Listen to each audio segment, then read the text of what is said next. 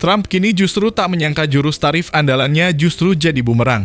Setelah menaikkan tarif impor Cina hingga 145%, Presiden Amerika itu kini memohon negosiasi ulang. Tapi yang mengejutkan, Cina justru tak peduli. Alih-alih gentar, Presiden Xi Jinping justru meluncurkan strategi baru untuk memperkuat ekonomi domestik dan sama sekali tak menanggapi tekanan Amerika. Trump yang dulu percaya tarif bisa menghancurkan Cina kini dibuat tercengang. Apakah ini akhir dari dominasi strategi tarif ala Trump? Dan benarkah Cina kini tak butuh lagi pasar Amerika?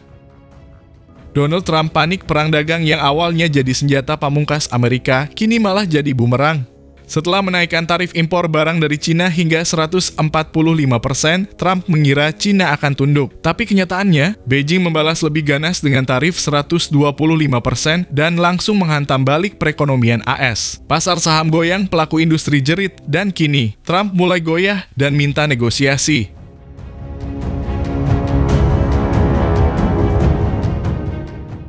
Cina tak tinggal diam.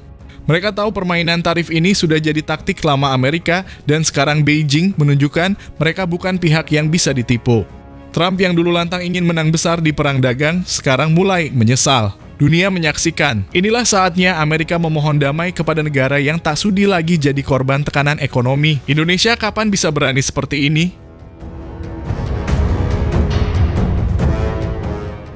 Trump awalnya percaya diri.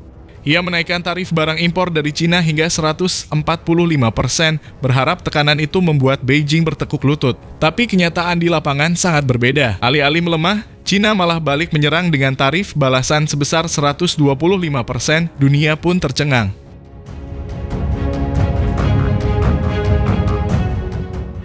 Trump marah, ia tidak menyangka Cina berani membalas seagresif ini. Dalam beberapa pidato terakhirnya, Trump mulai mengeluarkan nada frustasi. Ia menyebut Cina tidak bermain adil, padahal justru kebijakan tarif tinggi itulah yang dulu dia klaim sebagai langkah jitu untuk memenangkan perang dagang.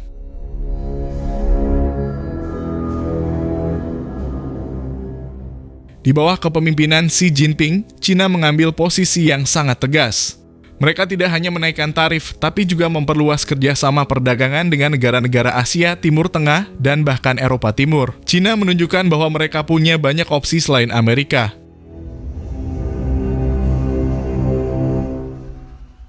Beberapa pengamat ekonomi menyebut langkah Trump sebagai strategi bunuh diri ekonomi.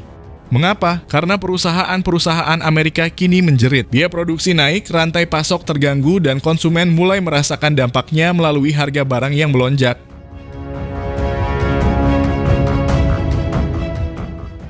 Apple, Tesla, hingga perusahaan pertanian Amerika mulai melobi Gedung Putih agar tarif ini dikaji ulang.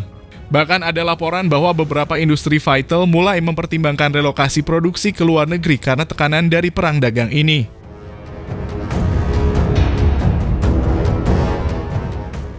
Trump yang dulunya sangat percaya diri kini mulai kehilangan arah. Ia memanggil penasihat ekonomi menggelar rapat darurat, bahkan diam-diam mengirim sinyal ke Beijing untuk membuka pintu negosiasi ulang. Tapi Cina tidak bergeming.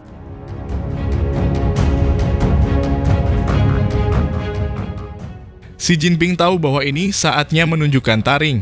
Cina bukan lagi ekonomi lemah seperti beberapa dekade lalu. Kini mereka adalah kekuatan global yang tak bisa ditekan semudah itu. Bahkan beberapa analis menyebut bahwa justru Cina lah yang kini punya posisi tawar lebih tinggi.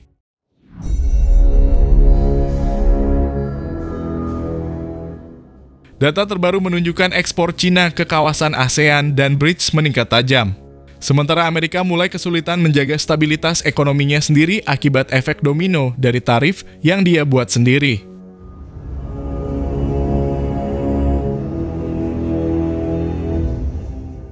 Pasar saham Amerika mulai terguncang. Dow Jones mengalami fluktuasi tajam, investor global gelisah, dan kepercayaan terhadap strategi ekonomi Trump mulai menurun. Bahkan sebagian pendukung setianya pun mulai mempertanyakan apakah ini langkah yang tepat.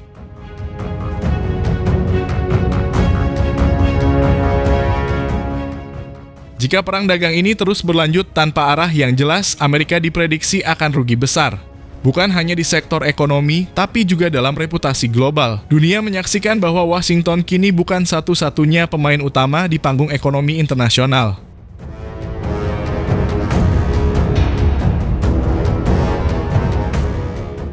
Trump kini dihadapkan pada pilihan sulit tetap bersikeras dan menghadapi risiko keruntuhan ekonomi domestik atau mengalah dan membuka ruang kompromi dengan Cina. Satu hal yang pasti, Xi Jinping sudah menunjukkan bahwa Cina bukan lawan yang bisa dianggap remeh. Lalu bagaimana Indonesia memposisikan diri dalam perang dagang ini? Mohon sampaikan di kolom komentar.